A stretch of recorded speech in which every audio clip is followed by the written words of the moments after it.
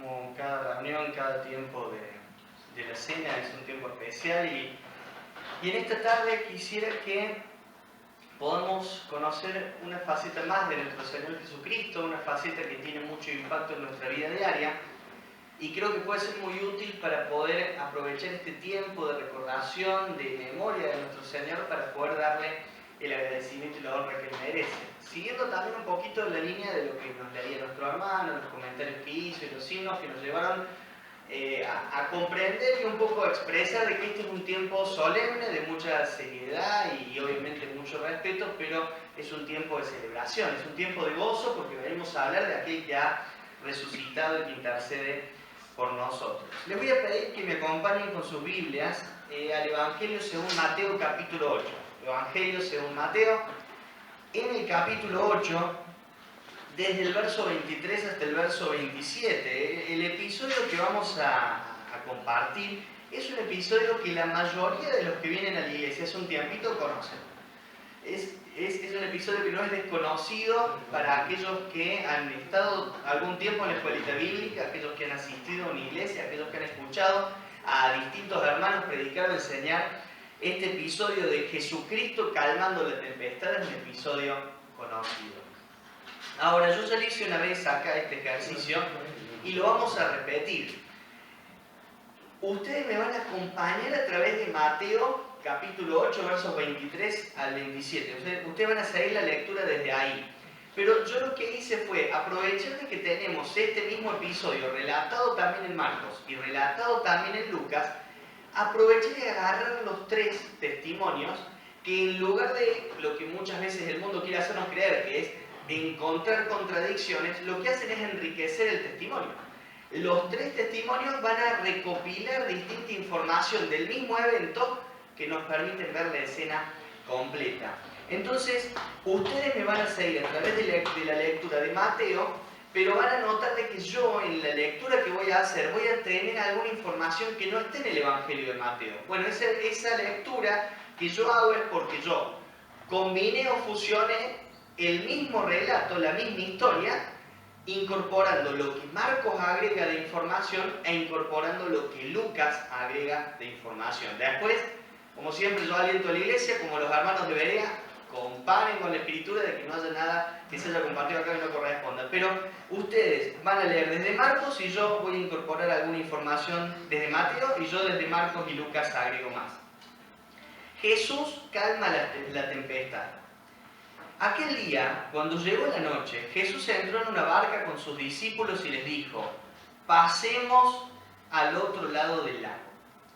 Entonces, despidiendo a la multitud, le tomaron como estaba en la barca y había también con él otras barcas, y partieron. Mientras navegaban, Jesús estaba en la popa, se durmió sobre un cabezal. Pero he aquí que se levantó una gran tempestad de viento en el mar y echaba las olas en la barca, de tal manera que ya se anegaba. Las olas cubrían la barca y ellos peligraban. Entonces sus discípulos vinieron y le despertaron, y las expresiones eran: Señor, sálvanos que perecemos. Maestro, maestro, que perecemos. Maestro, ¿no tienes cuidado que perecemos? Jesús despertando les dijo: ¿por qué teméis, hombres de poca fe? ¿Cómo no tenéis fe? ¿Dónde está vuestra fe? Entonces, levantándose, reprendió al viento y al mar: calla, enmudece. Y cesó el viento, las olas se calmaron y se hizo una gran bonanza. Atemorizados, los discípulos se maravillaban y decían unos a otros: ¿qué hombre es este que aún los vientos y el mar le obedecen? ¿Quién es este que aún el viento y las aguas manda y le obedecen? Ese es el relato completo.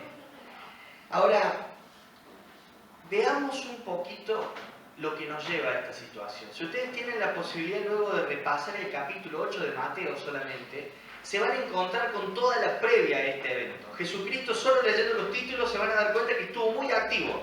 Jesús sanó a un leproso. Jesús sana al siervo del centurión, que lo sana a la distancia. Jesucristo sana a la suegra de Pedro, y justo antes de estos versículos está ese título tan especial: los que querían seguir a Jesús y las palabras de Cristo, las palabras que expresaban que no es sencillo seguirle a Él. Pero estos discípulos sí le siguieron.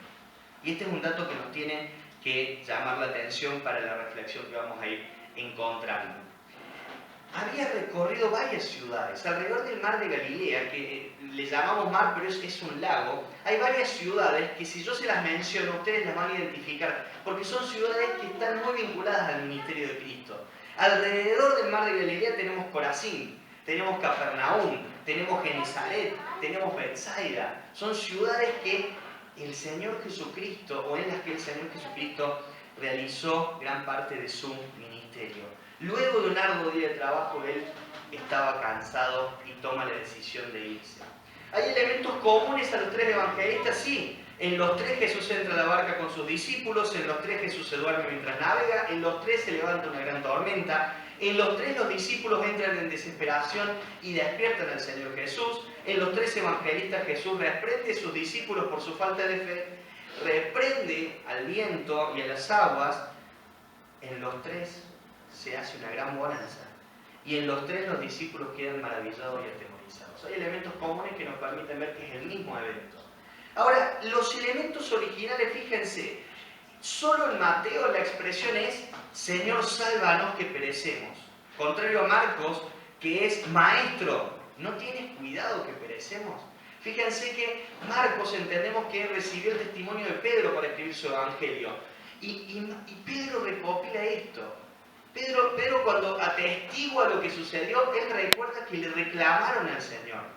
Recuerda que le reclamaron de que él no tenía cuidado de ellos. Fíjense la osadía de estos discípulos. Y en el Evangelio de Lucas, Maestro, Maestro, perecemos. En el Evangelio de Marcos, la expresión de Cristo en la reprensión es ¿por qué teméis, hombres de poca fe? En el de Mateo, perdón. En el de Marcos, la expresión de Cristo respecto a la fe, espérenme, ahí estamos. La expresión, en Marcos, la expresión respecto a su fe es ¿cómo no tenéis fe? Ya no era hombres de poca fe. Ya el reto, aparentemente, tal como lo recibió Pedro, era fuerte. Y en el Evangelio, según Lucas, Cristo pregunta ¿dónde está vuestra fe? Cada uno lo tomó al mismo reclamo y lo encaró de una manera distinta. Hoy nos reunimos en la Cena del Señor porque recibimos una instrucción, una ordenanza de parte del Señor Jesucristo de hacer esto en memoria de Él. Y vamos a ver en este relato a un Salvador humano que comprende nuestras debilidades. Vamos a ver una tormenta y nuestra débil fe y su gran paciencia, y vamos a ver el gran poder soberano de nuestro Señor Jesucristo. Así que avanzamos. La tempestad. La tempestad dice que apareció de repente.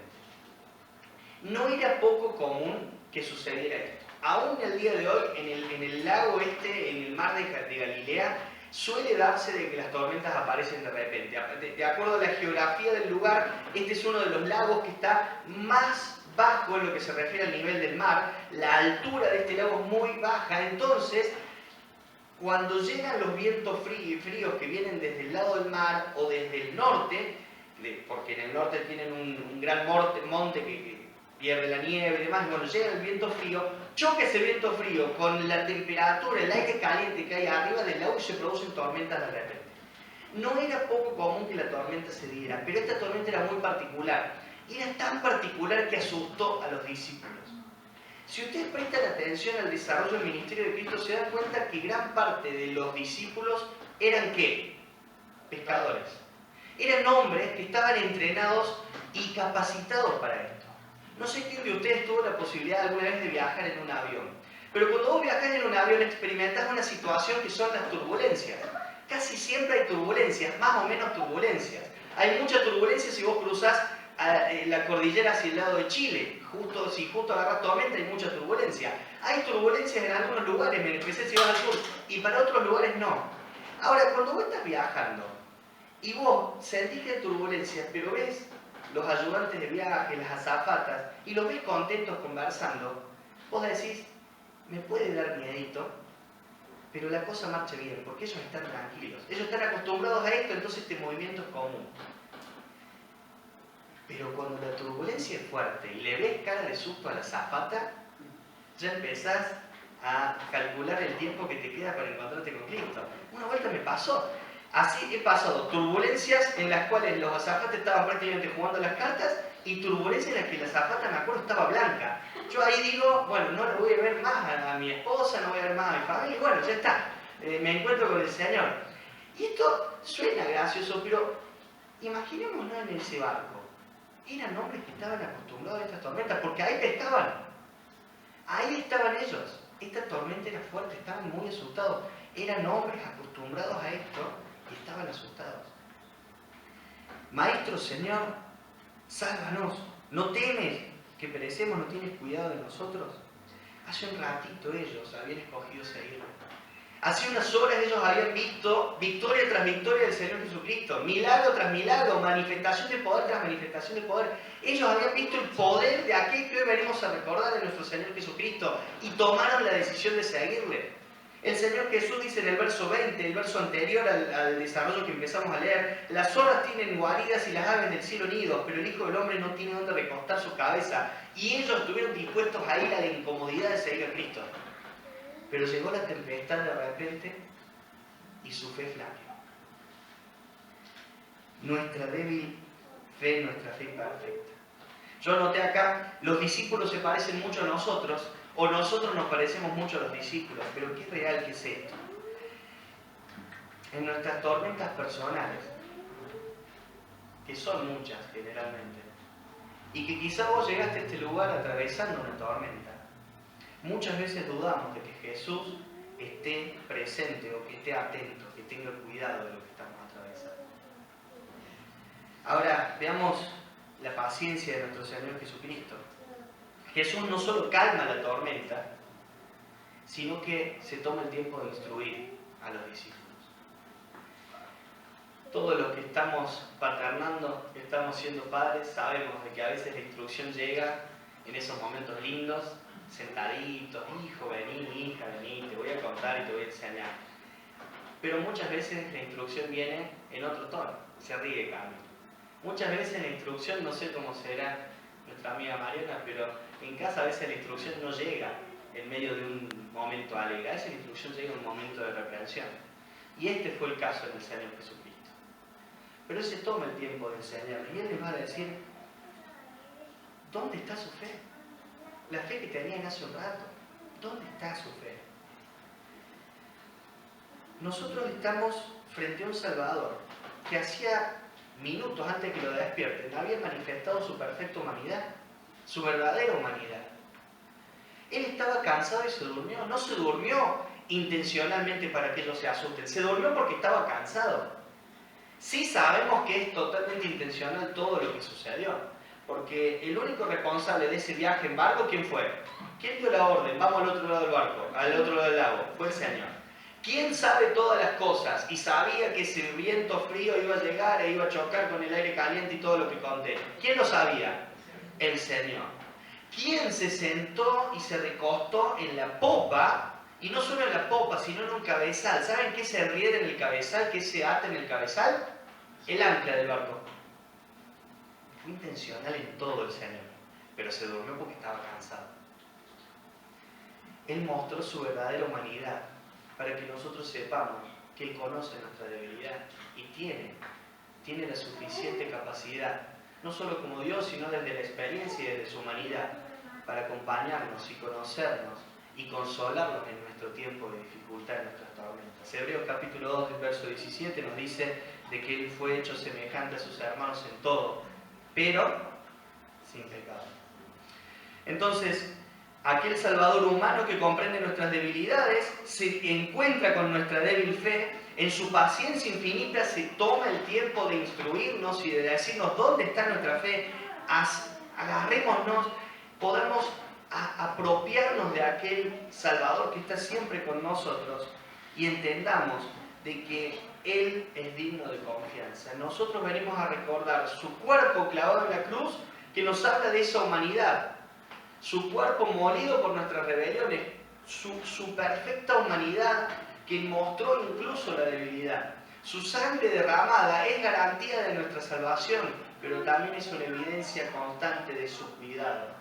Es una evidencia de su amor constante a nosotros. Por último, el poder soberano de Cristo. Cristo da una sola orden y dice: calla, enmudece, el viento cesa y el mar se tranquiliza. A tal punto genera esto asombro que los discípulos se maravillan, dice uno de los evangelistas, y otro dice que se asustan. Fue muy llamativo lo que pasó. Ya no era común la tormenta, mucho menos común fue que cesara de pronto, que cesara de manera repentina. Cuando uno busca una analogía en la práctica, en la diaria hoy, y en esta reflexión que estamos viendo a Jesucristo, aquel que está en medio de nuestras tormentas, a honrar a aquel que está aún hoy presente intercediendo por nosotros, uno se da cuenta de que las tormentas a nuestra vida llegan de esta misma forma, llegan de repente. A veces llegamos a reclamar y decir: uy, justo ahora viene esta prueba. Y la pregunta que yo me haría cuando yo mismo hago esos reclamos: uy, en el peor momento me llegó ¿cuándo es el mejor momento para la prueba? ¿Cuándo es el mejor momento para enterarte de una enfermedad de la cual no podés salir? ¿Cuándo es el mejor momento para llegar al trabajo y que te echen? ¿Cuándo es el mejor momento para chocar con el auto? Yo no me imagino. No, mañana lunes, tipo 3 de la tarde, es el momento ideal para que me llegue la prueba. Así que mañana lunes, 3 de la tarde, salir, está todo bien. Cualquier momento, la tormenta te lleva por sorpresa. Pero en cualquier momento es importante que nosotros sepamos que nuestro Señor Jesucristo está acompañándonos. Y algo muy interesante y algo muy particular, vinculado a este Cristo que fue intencional en todo, porque sabía de la tormenta, porque sabía de la dificultad, porque sabía dónde se iba a acostar y sabía lo que iba a pasar, es que Dios no está siendo ajeno a tu tormenta y a tu dificultad. Dios sabe lo que está pasando. Dios está en control de lo que está pasando. Y si está pasando porque Él lo permitió. El Señor Jesucristo quiere que vos sepas, pero no porque yo digo o Él me dijo anoche, porque lo dice su palabra. El Señor Jesucristo nos deja esto en la palabra para que nosotros sepamos, para que vos y yo sepamos de que Él está presente y que Él está en control. Cuando Él tomó la decisión que esa tormenta tenía que terminar, ¿qué sucedió? Cesó, terminó. Entonces llegamos al cierre, la invitación a recordar y confiar. El acto de Jesús calmando la tormenta no solamente nos muestra quién es Él, sino que nos llama a crecer en fe y a recordar su fidelidad. La Santa Cena, como le llamamos, la Cena del Señor, es una acción, es una memoria activa. Al tomar el pan y el vino hacemos memoria de su obra redentora, recordamos su cuerpo molido por nuestras rebeliones, Isaías 53:5, recordamos su sangre derramada en nuestro favor, Mateo 26:28, pero también recordamos su carácter, un Salvador amoroso que acompaña a su iglesia en medio de las tormentas. Así como reprendió a sus discípulos por su poca fe, nos invita a confiar en Él, siendo conscientes nosotros de que Él nunca nos deja solos. Entonces, cuando compartamos estos símbolos, miremos a aquel Cristo que en su humanidad comprende nuestras debilidades, que en su paciencia, aunque nuestra fe sea débil, Él permanece fiel, y que en su divinidad y en su poder Él tiene control de todas las circunstancias. Al venir aquí a la mesa, traigamos gratitud, adoración y confianza, y como iglesia hagamos memoria de aquel que merece todo honor y gloria, nuestro Salvador Jesucristo. Oramos, hermanos. Padre, queremos darte gracias, Señor, por el Salvador maravilloso que has provisto para nosotros. Gracias, Señor, por la persona de Jesucristo. Gracias por su obra en la cruz. Gracias por su sangre derramada. Gracias por su presencia constante, por su promesa de estar con nosotros hasta el fin del mundo, Señor. Gracias porque podemos tener la tranquilidad y la certeza de que Él está. Gracias por su paciencia, porque cuando llega la tormenta, Señor, es muy fácil que dudemos. En nuestra debilidad, Señor, la fe empieza a debilitarse, Señor, empieza a flaquear. Y hasta llegamos muchas veces a reclamar, Señor. Aquel Cristo amoroso y paciente se acerca a nosotros, Señor.